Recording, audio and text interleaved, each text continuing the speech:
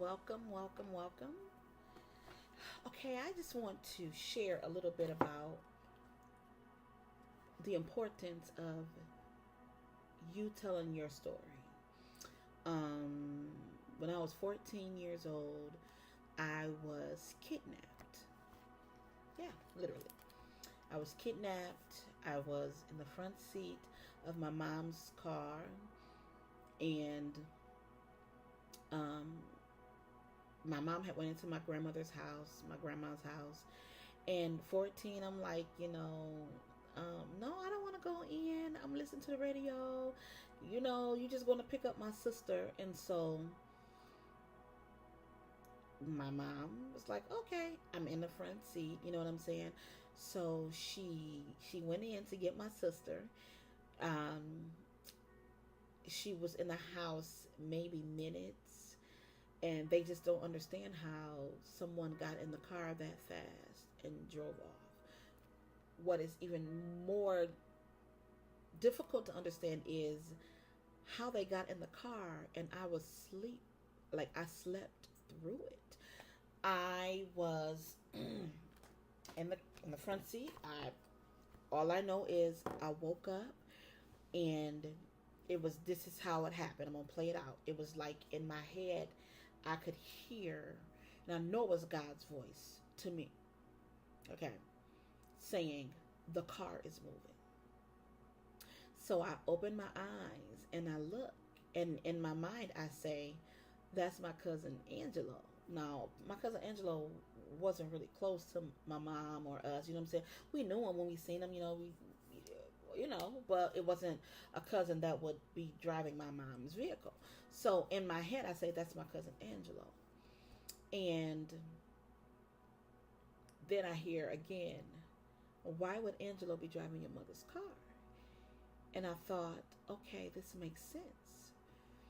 So I looked at him and I was like, I just got guts from somewhere. I don't know where, but I did. And I was like, "Who are you?"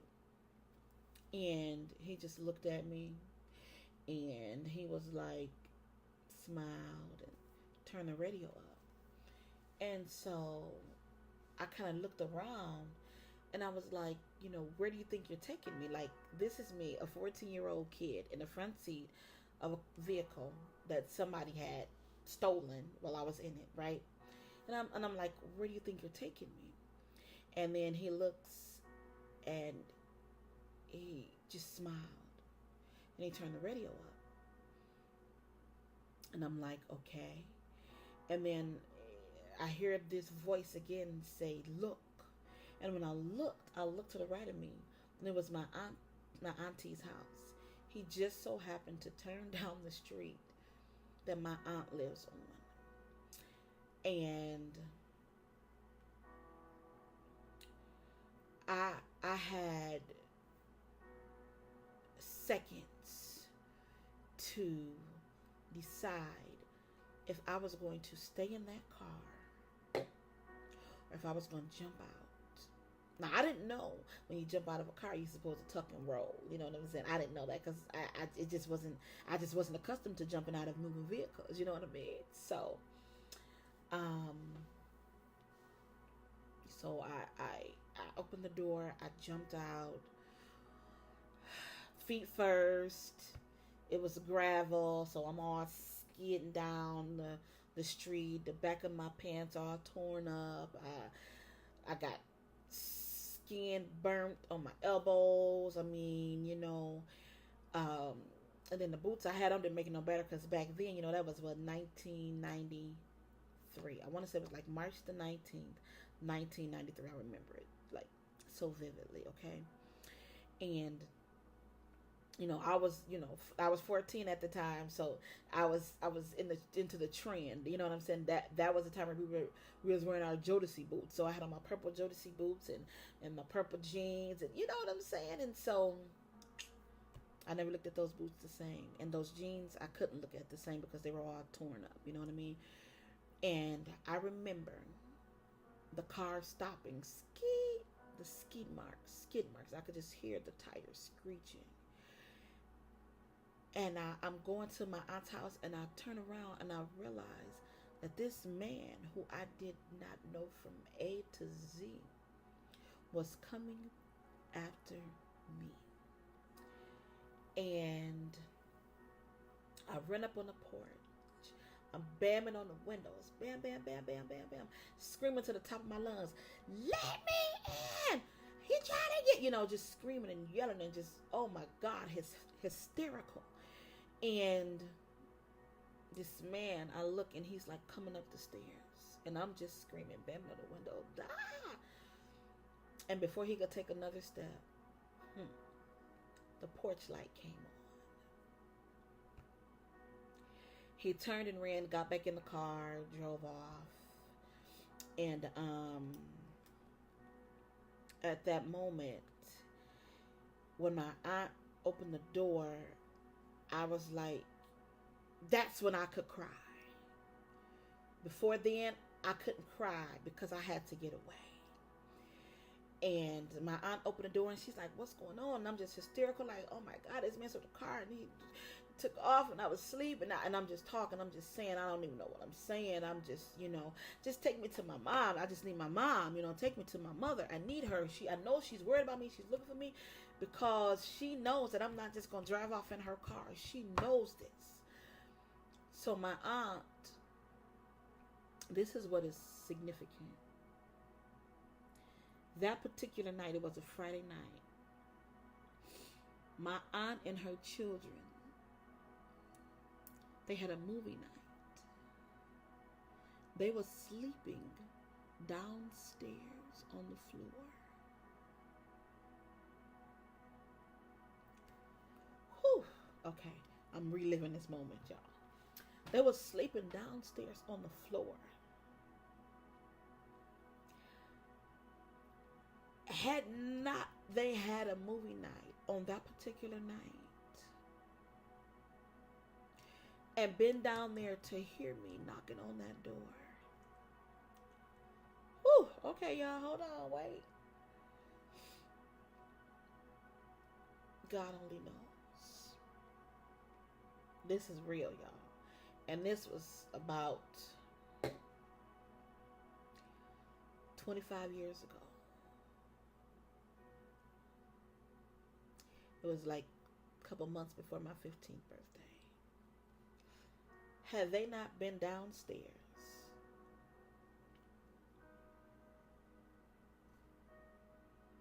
I don't even know. I don't even want to know. So, my aunt and she gets me and her kids together, and she takes me to my mom. Now, this is what's interesting. We wasn't even that far away from where he had stolen the car, kidnapped me. We wasn't even that far away. So I'm going to my mom. I go to my mom, and she knows it's me coming. It was like a Celie and Nettie moment. Celie, Nettie, And I'm running, I'm like, Mom. And she grabbed me, and I've never been hugged so tight and secure in all of my life. And she just held me, and she looked over me. Are you okay? What happened? Did he touch you? Did he? And I'm just like, no, Mom, he didn't touch me. He didn't even get to say one word to me. Go figure. Like, that's how real. He didn't even get to say one word to me. They called the police. Mom said that she didn't even think the police would have come. Like, they was asking questions like, well, do you think your daughter took the car? And all y'all, and my mom is like, she's not even that type of kid. My mom knows me. They wasn't even gonna come looking for me.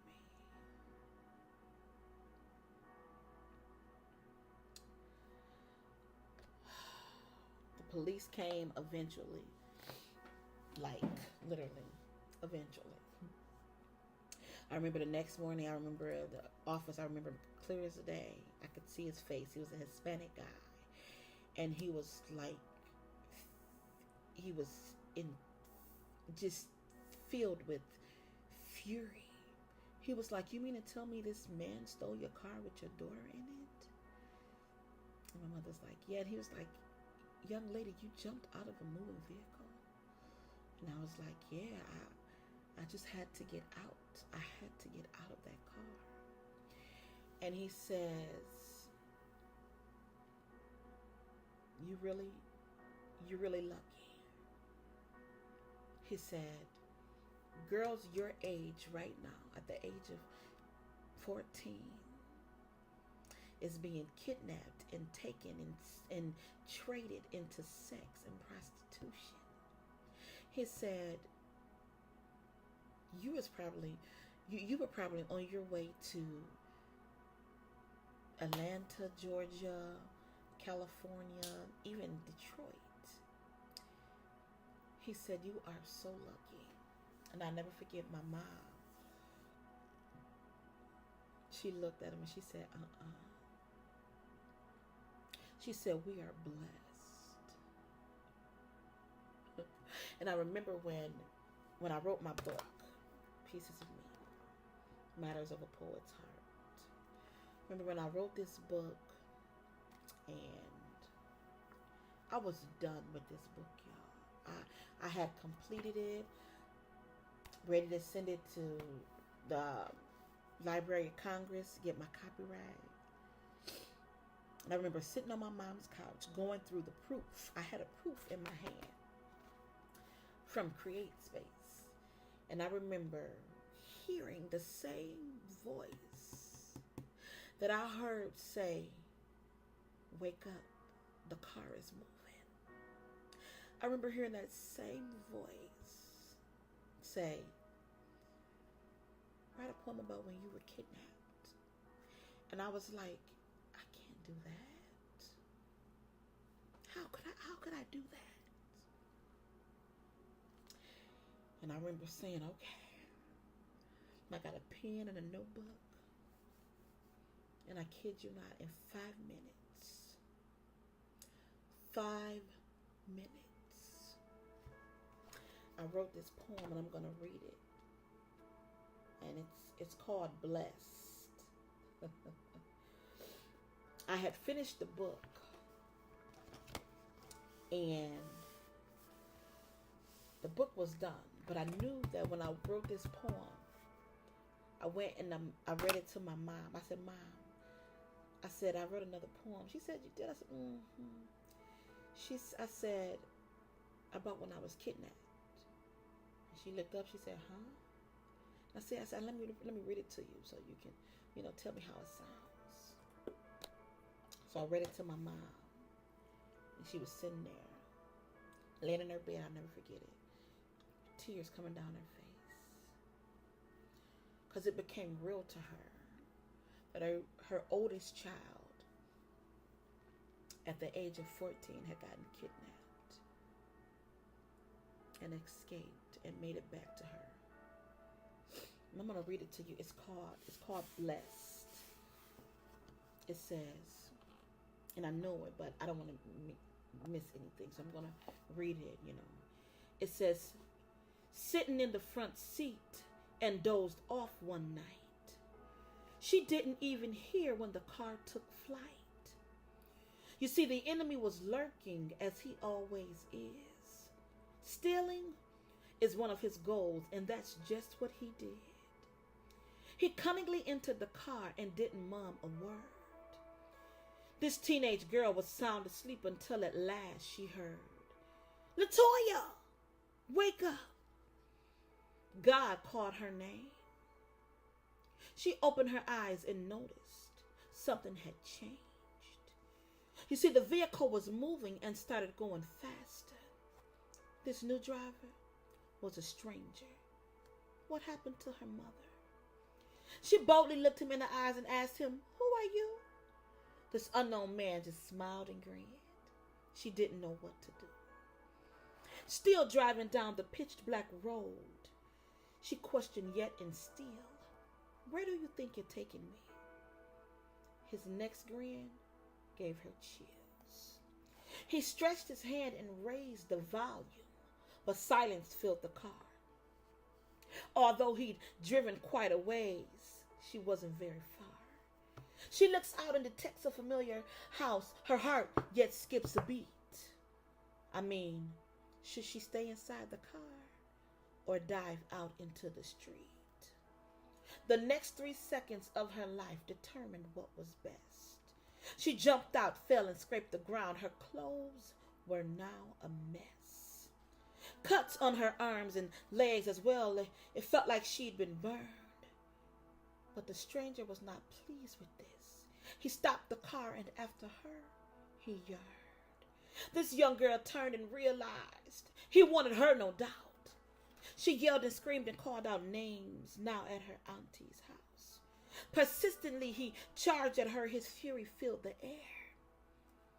But when the porch light came alive, he ran and left her there. Hysterically, she cried and cried. Please take me to my mom. Not knowing that her frightened mother was praying all along. Safely, she makes it back to her, now tightly in her arms. Mom looks to check her baby girl to see if she'd been harmed. The baffled officer said to them, most girls don't escape this mess. He smiled and told them they were lucky. Mom said, oh no, we're blessed. And I shared that to say this. No matter what your story is, what piece of your life you have that is significant, all of the pieces are significant in their own way. It is your story. Whether it was inflicted upon you or whether you caused it yourself, it is your story. Never be ashamed of your story. This is just a piece of my life, a piece of what made me who I am today. Because guess what? From that day forward, listen, me driving asleep in a car that is just sitting there, well, yeah. Get in the car, lock the door instantly. Even though I know that door was locked, like I can't even tell you how that man got into the car. But that's not the factor here. The factor is not that he got in. The point is not that he got in. The significance is not that he got in, but that I got out. Blessed. Share your story. Thank you for tuning in to Pieces of Me, Matters of a Poet's Heart. Thank you. Have a blessed day, evening, night. Have a blessed life. Peace be unto you. And whatever you do, don't forget to share your story.